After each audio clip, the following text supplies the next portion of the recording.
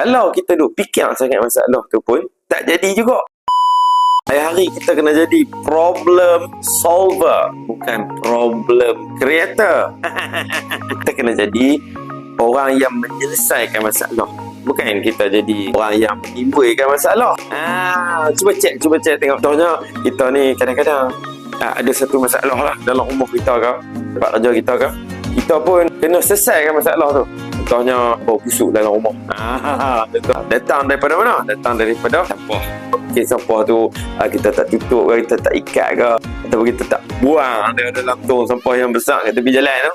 Contoh, kita kena selesaikan masalah tu. Kalau kita duk fikir sangat masalah tu pun tak jadi juga. Sebab apa? Dia akan membebankan pemikiran kita dan merosakkan hubungan. So, problem solver tu penting dalam hidup kita. Dan hidup kita ni memang kita selesaikan masalah banyak. Itulah tujuan kita hidup. Cara-cara kita menyelesaikan masalah tu, cara-cara tu, peluang-peluang pun ada. Kadang-kadang dia boleh menjadi sumber kekayaan dan juga sumber pendapatan. Cuba tengok, selesaikan banyak masalah orang. InsyaAllah mudah-mudahan kita jadi orang yang berjaya.